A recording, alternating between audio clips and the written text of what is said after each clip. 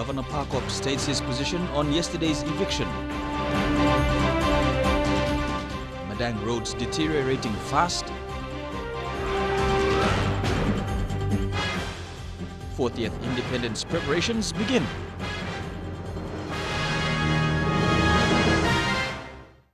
This is the National MTV News with Meriba Tulo. Good evening and thank you for joining us. This is Saturday's news. Papua New Guinea will mark its 40th independence anniversary on September 16 this year. To mark this milestone, National Capital District Governor Powes Parkop today launched the anniversary celebration program in Port Moresby. He called on Papua New Guineans throughout the country to use the anniversary as a springboard for change. Into the 40 days. The Jack Piddick Park at 5 Mile in the nation's capital was crowded this morning for the launch of PNG's 40th independence anniversary. Representations of foreign missions were also present. With the theme, "It's 40 years each time," the celebration program will span 40 days leading into September 16. Mr. Parkop said it's time to be responsible and mature as a nation and as a people. To start the festivities, hundreds of PNG-colored balloons were released into the skies.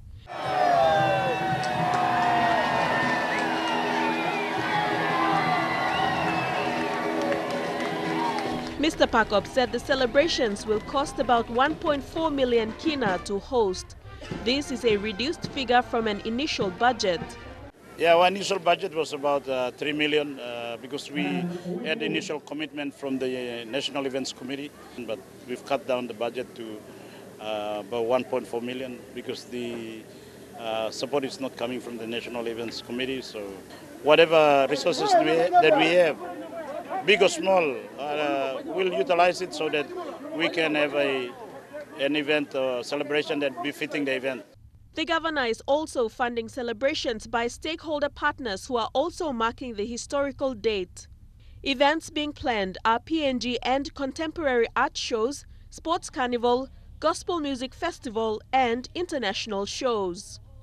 The 40 Days for 40 Years Independence Anniversary program will also include provincial day shows, which will begin next weekend. Governor Parkop gave a presentation of 20,000 kina each to the students of UPNG and PAU to host these events. Delhi Waigeno, National MTV News. The continuing ashfall at the Manam Volcano in Madang is affecting basic services. The health center on the island has only 3 workers, with patients advised to seek help on the mainland in Bogia. Adding to this, schools remain suspended indefinitely. Apart from the cuts and bruises received by the people from Friday's eruption, there's a swift spread of coughing and diarrhea, with other more serious casualties being reported to the sister in charge of the health center of Biang Island, one of the 3 villages on the island said to be worst affected. 4 babies, small babies, all got eye infection with blood. I think one was making one plan. 9 years old. Na mas kanus cookie my ball blongem na mi aste mi write referral letter blanam bagulo Madang loluki eye specialist. There was yet another heavy ashfall last night, said to be coming out from 2 different craters of the volcano, thickening the layer of dust on the islanders' food and water sources. At the moment, a local businessman in Bogia is helping to supply the islanders with fuel to and from the island. So we want the member and the governor to work together and try to help the people who are suffering at this moment. So I hope it won't take too much time. Ward members of villages on the island have confirmed that there's still no sign of help from the government in the form of relief supplies. Rachel Shise, National MTV News, Madang. Still in Madang province, roads between Usino and Ramu continue to deteriorate after floods last year damaged large sections and several major bridges. People in the area have called for high-level intervention from the national government to replace the damaged infrastructure. The general state of the Leh-Madang highway isn't good. Bridges haven't been constructed and the roads are slowly crumbling away. Earlier today, we stopped at the Usino-Rambu stretch and took these pictures. The Ono Bridge hasn't been fixed yet. It collapsed over 6 months ago. Materials and parts have been brought to the site, but no work has started. Vehicles on the Madang Highway are taking detours. The general state of the Usino to Ramu section of the Leh Madang Highway is deteriorating. The road has slowly crumbled over the years. Several more kilometers to Walayum, a disaster area earlier this year. The land has been left barren. These pictures show what's left of the village. Houses and vehicles in silt. It's understood that the Madang authorities helped during the floods earlier this year. But today, the people are on their own. Most people in the villages along the Usino-Ramu stretch we've spoken to say there has to be a direct government intervention from Prime Minister Peter O'Neill to fix the highway. Bethany Harriman, National MTV News, Madang. The Autonomous Region of Bougainville now has its own Education Act. The Bougainville Education Act 2013 was launched in Arawa by National Education Minister Nick Kuman and ABG Education Minister Thomas Pataku. Another historical milestone and achievement for the people of the Autonomous Region of Bougainville is that they now have their own Education Act, the Bougainville Education Act 2013. This means that Bougainville can now develop its own education system to suit the needs of its future. This is all part of the process of drawdown of powers and functions as part of autonomy arrangements from the national government to the autonomous Bougainville government.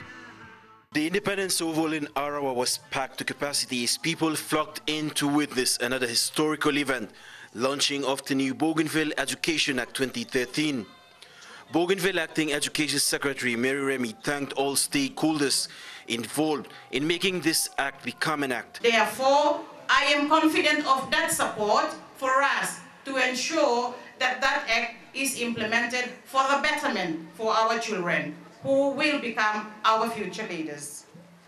National Education Department Acting Secretary Dr. Uke Kombra said the act comes with many powers and responsibilities to maintain or restructure like system, curriculum, where to set up schools, teachers with terms and conditions. We'll continue to work with the administration to see that there are practically, and as you are practically and have the capacity, you can be able to absorb all these powers and responsibilities. The autonomous Bougainville government has taken some very key decisions in the act designed in the Bougainville way, making education free and compulsory and developing new curriculum. Us all work together in implementing and realizing the educational aspirations of our people as expressed in this act. It's a commendable achievement in the education sector with the drawdown of 101 powers and functions that will benefit 665 schools in the autonomous region of Bougainville. That's the way forward, to give accessibility to every child that is born on this island. According to Mr. Kuman, the national government will continue to support the autonomous Bougainville government to fully implement this new act, the Bougainville Education Act 2013, to better education in Bougainville and make it a model for Papua New Guinea. In Arawa, Fabian Hakelitz, National MTV News. You're watching National MTV News. After the break, NCD Governor Powes Parkop clears the air on yesterday's eviction and plans for a new highway police patrol post for New Britain. Stay with us.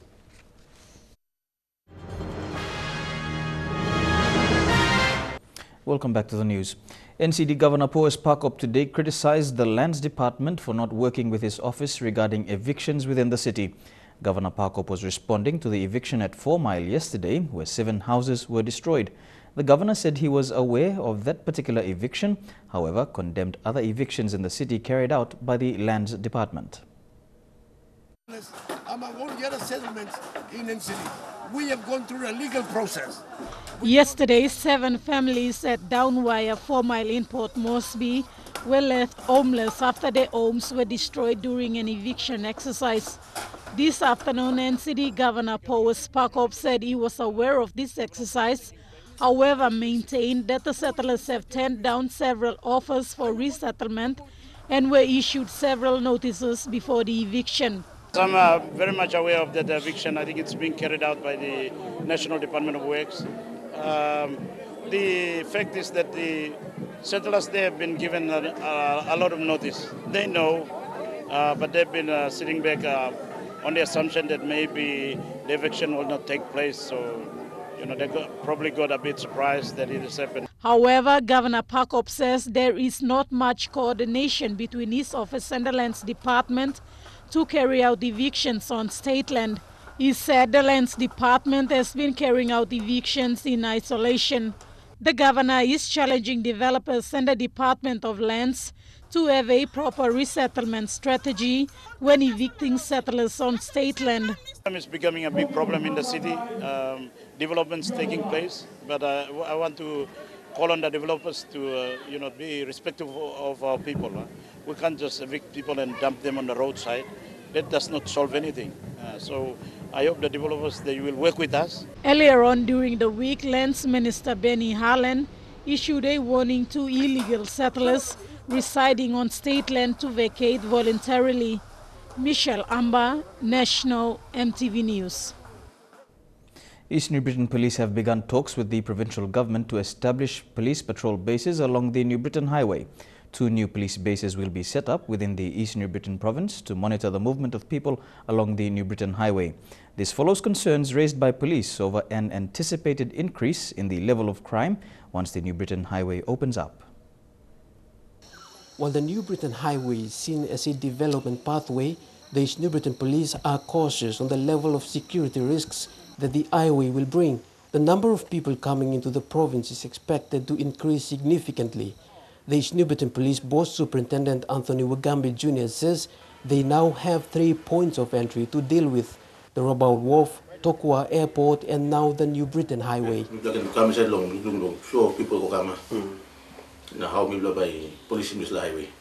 Over the last 12 months, the East New Britain Police have been working on strategic plans to monitor the movement of people coming into East New Britain province. First, the rural police station at Open Bay and Vunapalading in the inland Binding LLG will be upgraded to a police highway patrol base. Its rundown staff houses will be upgraded and more armed police personnel will be stationed here. The East New Britain provincial government has already made a commitment of 1.5 million kina to support the establishment of its rural-based task force team. There must be a proper control, rule of law and order of both provinces. East New Britain province have experienced a noticeable increase in the number of criminal activities in the province, and the police say in order to contain criminal activities, the migration of people coming to East New Britain from other provinces must be monitored. Edwin Fidelis, National EMTV News, Kokopo. 30 volunteers from various parts of the country have signed contracts of voluntary service under the National Volunteer Service to assist in delivering basic services, including education and health.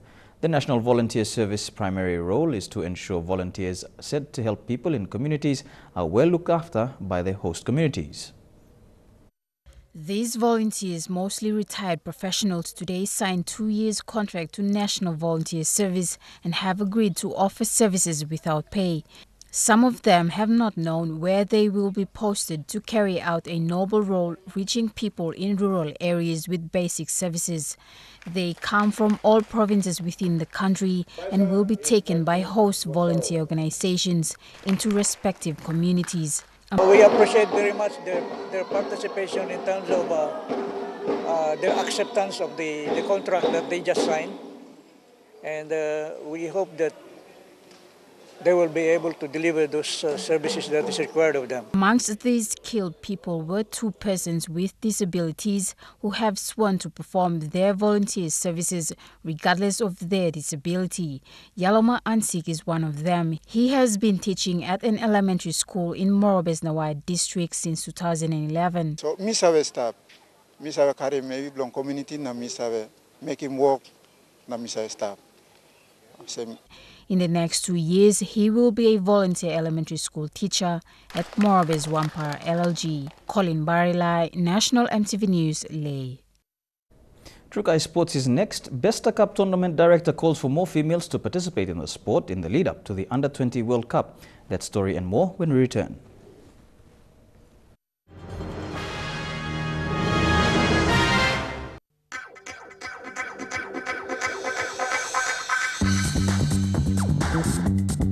Trukai Sports.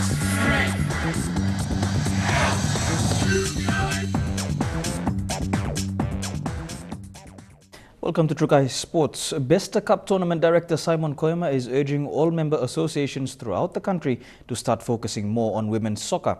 This was highlighted during the announcement of participating associations for the national regional competition, which will commence next week. With the upcoming Under-20 Women's World Cup scheduled for 2016, Koyama is pushing for more women to take part in the sport of soccer. I would like to encourage all MAs and associate MAs must focus on women's development. And rightly so, they have won the championship for the fourth season in a row.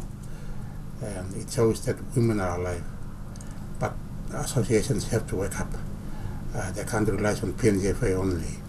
It has to go down to the MAs to ensure that they have women's participation, women's in youth and in seniors.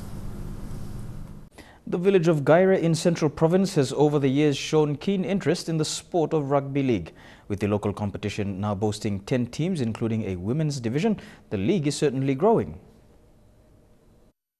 The Gaira Football League has been one of the growing competition in Gaira village. The competition has a junior division for under-19 and a senior open division.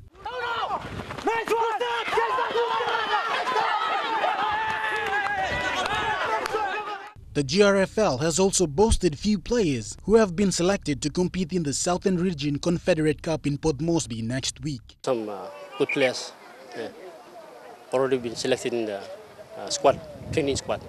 The Southern Confederate Cup will be used as part of the selection process for the upcoming Prime Minister's 13 next month. The competition is now moving toward the finals, which will be in a few weeks' time. Organizers have said that the standard of the league has improved this season. Our competition is becoming it's running very good, so we're still inviting our neighboring, maybe Tubusari or some other Korea villages along that mountainside. If they're interested, we can take them in to participate. To improve on greater things in the coming season, Shane Saroya, National EMTV Sports. To the NRL now, and the Canterbury Bulldogs denied the Brisbane Broncos a win at Suncorp Stadium last night with an 18-16 win. A game which was equally contested by both teams got the crowd on their feet from the very start. Corey Oates opened the scoring for the Broncos when James Graham gave away a penalty. 2 tackles later, Anthony Milford went towards the left wing, throwing a double cutout pass to Oates, who scores. With an unsuccessful conversion kick, the score remained at 4-0.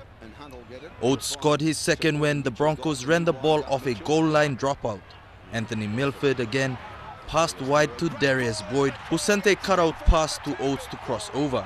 7 minutes later, Bulldogs' Aidan Tolman crashed straight under the posts for the try. After a swift play, the ball from Michael Licha. 3 minutes into the second half, Semperat stepped past Bulldogs winger Jack Reed, diving over the line with a successful conversion, putting the Bulldogs in front by 2 points. Josh Morris added the extra for the Bulldogs after a quick play from Frank Pritchard to send Morris over in the left corner, leaving the scoreline at 18-10. With 10 minutes left, the Broncos fired back through Corey Parker, crashing over the line and successfully converting to bring the score up to a 2-point difference.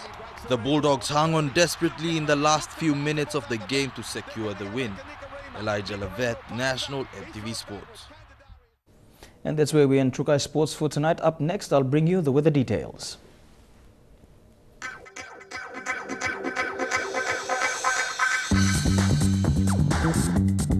Trukai Sports.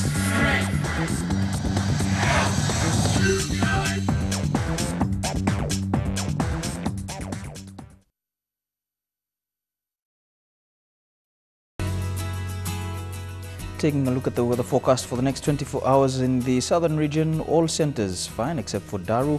You can expect some windy weather. Over in the Mas region, Ley, Wau, Madang, Blibek and Vanimo, you can expect fine weather. In the New Guinea Islands, Kimbe and Buka, fine, mostly fine as well for Lorengau, Kaviang, Kokopo and Rabaul. In the Highlands region, all centers to expect fine fine weather with morning fog.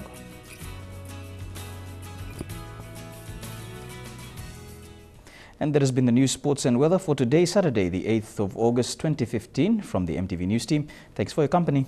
Good night.